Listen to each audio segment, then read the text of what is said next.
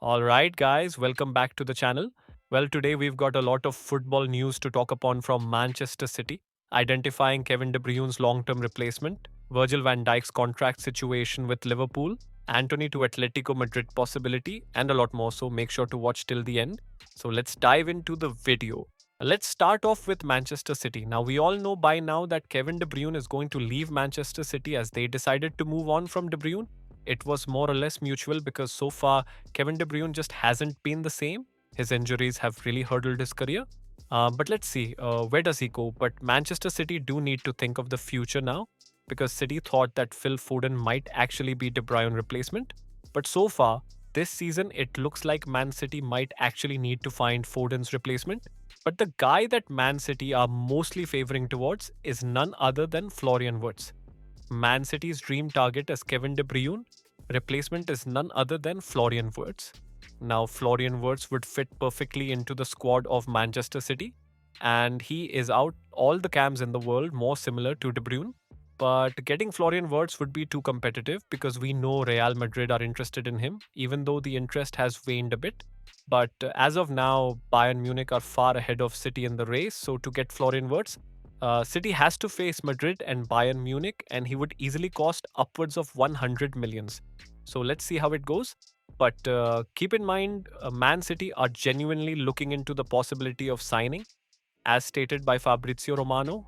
Then we know how Van Dijk is going to be free agent next season. But from what Van Dijk has revealed, it looks like there is a progression going on for his renewal internally. And Liverpool are very good at keeping things to themselves and completing this kind of matters swiftly. So most probably Virgil van Dijk is going to renew with Liverpool.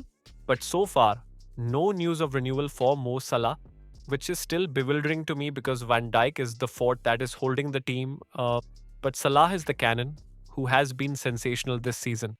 Yet Liverpool are not taking action. Quite surprising, to be honest. And let's shift towards Manchester United now. There is a lot of news in regards to them. First of all, it's from the legend Antony. I mean, ever since the guy has left Manchester United, he has been incredible. Like, he is quite surprisingly turning every goddamn meme into literal reality and proving everyone wrong. This alone tells you at times all you need is a right environment. But let's call it, you can't get those things from Man United, to be fair. But Antony, as of now, in generating a lot of interest from top European clubs. And so far, Atletico Madrid are leading the race. Atleti have been really impressed by his performances and are prepared to pay 45 millions plus few additional add-ons to secure his signature. Now, if you look at hindsight, Antony perfectly suits that Diego Simeone system, and I could easily see him thriving there. And the way Atletico are this season, they need few more players to build a solid team around the Julian Alvarez. Because if they don't, a lot of teams will pounce on Alvarez. And Griezmann is also going to leave too. So we can actually see Antony dominate La Liga with Atletico Madrid, who knows. Then next news from United is that same thing, they are in the market for another striker because the way Højlund has been performing, that 75 million should be cut down 1 million. Because let's be all honest, he is now near the United standards and United clearly wants a ruthless finisher up top, which neither can be done by Højlund or Xerxes.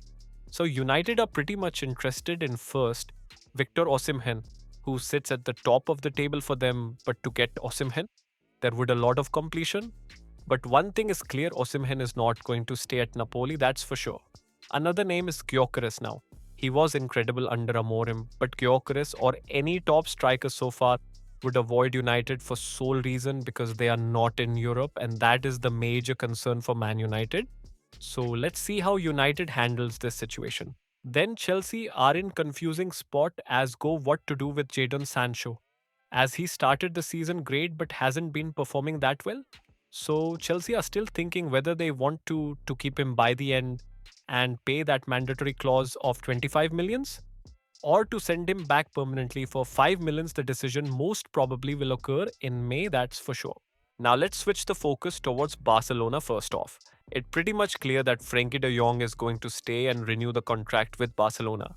He has no plan to leave and the feeling is mutual from both ends, and the renewal just depends on matter of time. It's going to happen, then CSD has agreed with Barcelona. And their decision is that both Dani Olmo and Pau Victor will continue normally until the end of the season. But next season, Joan Laporta needs to get his shit together and get Barcelona back in 1-to-1 ratio. Because after La Liga's recent reports, Barcelona are now again not in 1-to-1 ratio, so we need to sell few players to get back into that ratio and get our financial position stable. And from that, another thing that looks certain is that Ansu Fati might actually want to leave Barcelona now. Because previously Barca wanted Fati to leave, but he wasn't willing to leave and wanted to prove himself and stay. But the reports from Fati's camp is not that well, as they believe Fati is disappointed by the situation that is going on due to lack of playing time. He is getting, and that's why he is open to leave. And when I look at it, Pablo Torre is in same situation. But rather than complaining, the guy is working hard. And whenever he is on the pitch, every Barca fans feels that Pablo Torre deserves more chance, more game time. And I don't want to say that Fati isn't working hard, but there might be a reason why Flick is not playing him. Because if Rafinha and Ferran Torres can make a comeback, and Fati can also do the same, but the time and situation and almost everything is going against him. So I do hope whatever happens to Ansu Fati, whether he stays or leaves, I just wish the guy gets back to his best. And lastly, Fiorentina are set to activate the option to extend David De Gea's contract for one more season. After the way De Gea has been performing, it's the least they could do. And is it only me or anyone that leaves Manchester United just becomes better? But that's it for today, guys. If you like the video, make sure to like the video and subscribe to the channel. And thanking you for watching the video. Peace out. Other than though, kein Stessen, Lamne, Andor Kassistekete.